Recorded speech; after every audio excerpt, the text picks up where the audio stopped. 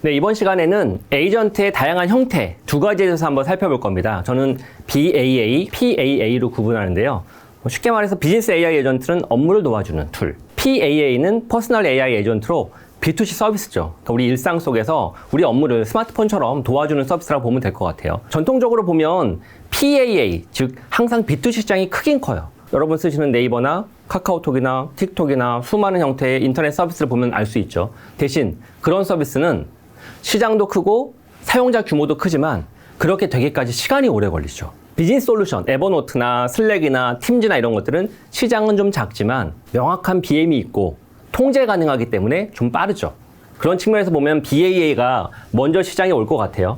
그 다음에 PAA가 올 것 같고. 다만 PAA는 크게 두 가지로 나뉩니다.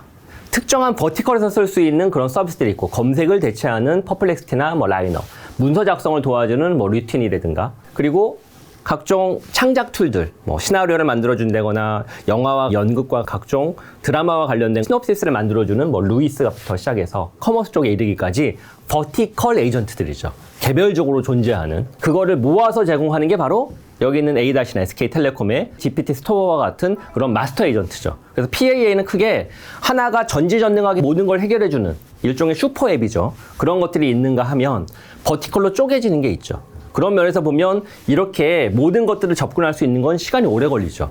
표준이 마련돼야 되고 많은 서드파티에 있는 버티컬 에이전트들이 이런 마스터 에이전트의 접근권을 허용해야 되는데 당연히 시간이 걸릴 거 아니에요. 그래서 이게 먼저 터지고 그 다음에 자연스럽게 이쪽으로 오지 않을까 싶습니다.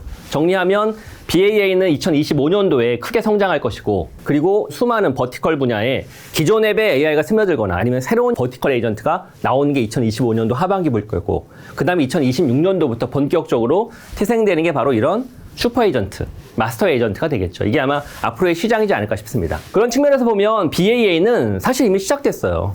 BAA 쪽은. 예를 들면 세일즈포스가 에이전트 포스라고 불리는 수많은 에이전트들, 즉 BAA죠. 업무를 도와주는 에이전트 서비스를 본격적으로 개시를 했고요.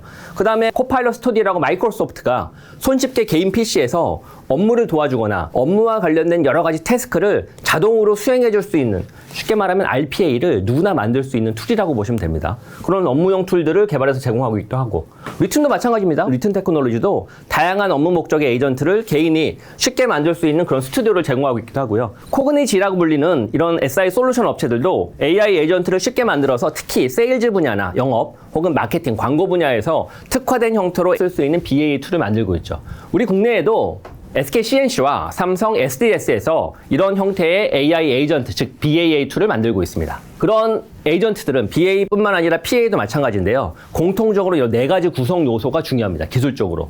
첫 번째는 나의 프로필을 알아야 돼요. 내가 나이가 몇이고 어떤 업무를 하고 어떤 특성을 가지고 있고 성격은 어떻고, 이런 내 개인 프로필이죠. 그래야지 초개인화가 가능하거든요. 두 번째로는 메모리, 즉 LTM이라고 부르기로 하는데 롱텀 메모리, 그동안 주고받았던 히스토리를 차분하게 정리함으로써 프로필만 아는 게 아니라 이 사람과 대화를 해보니 평소에 이런 이야기를 했고 다음번에 이야기할 때 이걸 참고해야 되겠다, 그런 메모리 기능이 개별적으로 필요하죠.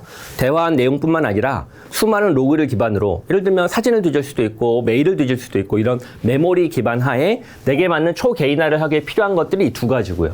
이쪽은 자동화를 하기 위해서 필요한 겁니다. 초자동화를 하기 위해서 플래닝이 필요하고, 어떤 프롬프트를 에이전트에게 던지면 그 프롬프트를 해석을 해서 태스크를 구분해야 된다고요. 그 프롬프트를 실행하려고 하면 이런 과제를 해야 되겠구나라고 과제를 구분하고 계획을 세워야죠. 네 가지의 과제 중에 두 가지는 동시다발적으로 진행할 수 있고, 세 번째 과제는 두 가지 과제의 결과물이 있어야 이어받아서 할 수 있고, 다 순서가 있잖아요. 그것처럼 플래닝하는 게 되게 중요하죠. 네 번째가 바로 액션입니다. 그래서 그 과제를 수행하려고 하면 뭘 실행하거나 어디에 접근해야 될 거 아니에요. 그래서 액션 모델이 중요합니다. 이런 두 가지가 있어야 자동화가 가능한 거죠. 그래서 정리를 하면 에이전트는 BAA나 PAA 모두 초개인화와 초자동화가 핵심인데, 초개인화를 수행하기 위해서 필요한 게 프로필과 LTM, 메모리 기능이고, 초자동화를 하기 위해서 꼭 필요한 것이 플래닝, 그리고 액션 모델, 액션을 취할 수 있는 두 가지가 초자동화의 중요한 기술이라는 거죠. 그런 측면에서 에이전트를 만드는 기업이나 에이전트를 쓰는 기업은 이 네 가지와 관련된 기술이 얼마큼 준비가 잘 돼 있는지, 우리가 추가적으로 확보해야 되는 게 무엇인지를 잘 파악하고 진단할 필요가 있죠.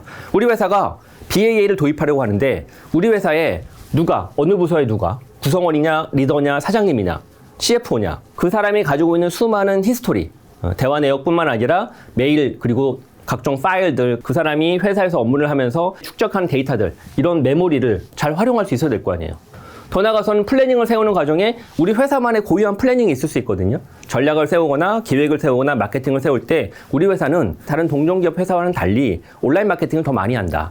우리 회사는 마케팅 비중보다는 생산 비중이 더 중요하다. 이런 계획이 다 있을 거 아니에요. 그런 플래닝을 세우려면 과중을 다르게 입력을 해줘야 되거든요. 그런 준비가 돼 있느냐. 맨 마지막으로는 액션. 우리 회사의 자원에 어디까지 접근하게 해줄 것이냐. 그것도 되게 중요하죠. 그런 측면에서 BAA나 이런 걸 도입을 할 땐 우리 회사가 이 네 가지 부분에서 어디까지 준비가 돼 있고 어디까지 허용할 것인가 전략을 잘 짜야 그 BAA가 우리 회사의 입맛에 맞게끔 잘 작동할 수가 있죠. 더 나아가서는 PA도 마찬가지입니다. 구글이 2024년도 하반기에 캐릭터 AI를 인수를 했거든요. 한국에 있는 이루다처럼 대화하는 거예요. 누구랑? AI와. 대신 페르소나가 다양하죠. 스티브 잡스를 만날 수도 있고, 공자를 만날 수도 있고, 각종 영화 속에 있는 주인공들을 만날 수도 있고, 혹은 가상의 인물을 내가 페르소나를 정해서 그 페르소나와 대화할 수도 있죠. 그런 형태의 일종의 PAA입니다. 다만 이 PAA는 대화에 집중돼 있죠. 내 감성을 유로하고 멘토로서, 선생님으로서, 친구로서, 선배로서 이런저런 이야기를 할 수 있는. 물론 그게 더 분화되게 되면 재테크 상담을 할 수도 있고, 법률 상담을 할 수도 있고, 되게 다양하죠. 그래서 캐릭터 AI는 다양한 형태의 페르소나를 가진 에이전트를 쉽게 개발해주는 스튜디오를 가지고 있어요. 여기에 들어가면 내가 원하는 에이전트를 만들 수도 있고, 다양한 데이터를 집어넣어서 다른 사람에게 팔 수도 있죠. 그러니까 에이전트 중개 플랫폼이라고 보면 되죠. 단 BAA가 아니라 PAA에 가깝죠. 개인적으로 쓸 수 있는 일상 속의 대화나 그냥 편의를 위한 다양한 형태의 기능들이 제공되는 거죠. 여기에 있는 메타의 AI 스튜디오는 좀 다릅니다. 개념이. 이거는 다양한 페르소나를 만들 수 있는 거고, 이거는 내 디지털 트윈을 만드는 겁니다. 이거는 누구나 쓸 수 있는 개인 에이전트를 만들어서 남들에게 제공하는 거고, 이거는 나를 위한 나만의 에이전트인데 나를 닮은 거죠. 디지털 트윈이에요. 쌍둥이입니다. 디지털 아바타라고 보면 되죠. 일종의 제2의 아이덴티티죠. 온라인 아이덴티티. 왜 만들죠? 내 대신에 질문에 답변하게 하고 내 대신에 활동하게 하는 거죠. 인플루언서가 내가 계속 찍어서 되는 게 아니라 내 에이전트가 인플루언서가 되는 거죠. 자유경제예요. 내 대신에 답도 하고 사람들과 만나고 다니고 스케줄도 조정하고. 근데 나를 너무 잘 알죠. 에이전트가 개별 존재로 존재하는 게 아니라 나를 담은 제2의 자아죠. 그거 좀 다르죠. 이렇게 메타는 메타버스 속에서 활동할 수 있는, 왜냐면 우리가 메타버스 공간 속에 24시간 있을 수가 없잖아요. 동기식으로 메타버스가 구현되게 되면 사람들이 연결해야지만이 보일 거 아니에요. 이 공간에 아무도 없어. 그럼 너무 횡하잖아요. 삼성전자 메타버스 공간에 갔는데 삼성전자 브랜드를 관리해주고 운영해주는 상담사가 늘 존재해야 될 거 아니에요. 그럼 당연히 이런 디지털 트윈이 필요하죠. 나와 관련해서 연락을 주고받고 싶은데 누군가가 난 자고 있어. 그러면 메타버스에서 나는 없는 거거든요. 대신에 존재하는 거죠. 이게 디지털 트윈입니다. 일종의 휴먼 AI죠. 나를 닮은. 이렇게 각 기업별로 서로 다른 PAA 전략을 수립하고 있죠. 그래서 다양한 형태의 에이전트가 존재할 수 있죠. 메타 AI에서는 여러 개보다는 나를 닮은 하나의 아이덴티티가 존재하는 게 일반적이겠죠. 물론 목적에 따라 2개, 3개 정도 분화할 수는 있지만, 캐릭터 AI는 다양한 페르소나를 만들 수 있다고요. 다양한 특성을 가진. 마이크로소프트의 코파일럿은 나를 위한 거죠. 나를 위한 기능적인 AI를 만들 수 있는 게 마이크로소프트 코파일럿이라서 PAA이긴 하지만 각자가 좀 서로 다른 목적과 용도로서 접근하고 있는 게 특징이라고 보면 되죠. 그런 점에서 보면 PAA와 BAA가 조금 다르죠. BAA를 구동하는 관점에서는 가장 중요한 게 기업의 비즈니스 펑션에 맞는 버티컬 에이전트의 존재입니다. 재무팀을 대신할 수 있는, HR팀을 도와줄 수 있는, 구매팀을 자동화하는, 생산팀을 조금 더 효율화하는, 기획과 전략팀을 좀 더 효율화하거나 혹은 비서가 AI로 바뀐다거나 이렇게 각 비즈니스 펑션별로 그에 맞는 버티컬 에이전트가 존재하는 거죠. 그리고 중앙에 마스터 에이전트가 있어서 이 에이전트가 그때그때마다 버티컬 에이전트를 호출하는 형태가 되겠죠. 그래서 PAA의 구조와는 좀 다르죠. PAA는 마스터 에이전트가 수많은 개별 서비스, 서드파티를 접근할 수 있는 방식으로 묶어가지고 서비스를 제공하는 방식이고, BAA는 온전히 우리 회사 내에 있는 회사의 자원에 접근할 수 있는 보안 문제도 있고 우리 회사에 특화된 형태의 에이전트가 필요하니까 그런 측면에서 쉽게 말하면 조직이죠. 조직을 각각 대체할 수 있는 버티컬 에이전트들이 존재해서 사람이 무엇이든 요청하면 마스터 에이전트가 적정한 에이전트를 호출을 해서 그들과 대화를 하고 정보를 나한테 출력해주는 그런 형태로 운영이 되겠죠. 그런 BAA는 앞서 설명드렸던 에이전트하고 비슷하긴 합니다. 기본적으로 중요한 구성 요소가 당연히 메모리가 필요하죠. 이 메모리는 회사의 메모리와 개인의 메모리가 있을 수 있죠. 팀의 메모리가 있을 수 있고 우리 회사를 보면 개인 PC에 있는 파일과 팀 단위의 파일과 회사 전체 자원의 파일이 다 다르거든요. 그런 측면에서는 LTM이 훨씬 더 다각화되어 있고 훨씬 용량이 크겠죠. 어떤 거는 숏텀으로 들어가기도 하고 어떤 거는 장기 기억으로 들어가기도 하고 왜냐하면 회사의 자원이 유한하기 때문에 모든 걸 다 기록할 수는 없거든요. 그러면 이제 판단해야죠. 이거는 회사의 중장기 비전으로 BA에 있어서 꼭 필요하다라고 하는 건 이쪽으로 계속 기억해두고 이건 휘발성이다. 그럼 빨리 지워야 되고 이렇게 구분되는 겁니다. PAA보다 훨씬 더 정교하죠. 툴도 다양한 회사 내의 자원에 연결할 수 있어야 돼요. 스케줄을 관리하려고 하면 내 캘린더에 연결할 수 있어야 되고 회사의 회계 시스템과 관련된 거는 회사의 SCM이나 ERP 같은 거에 연결할 수 있어야 되고 다양한 형태로 회사의 자원에 연결할 수 있는 툴이 필요하죠. 그리고 앞서 설명드렸던 플래닝. 회사의 중요한 의사결정과 판단을 하는 과정이기 때문에 아까 PAA와는 달리 추론 기능, COT나 리플렉션, 즉 반성하고 성찰하고 되돌아보고 이게 맞나? 다시 한번 프롬프트 엔지니어링하고 이런 것들이 고도로 돌아가야 됩니다.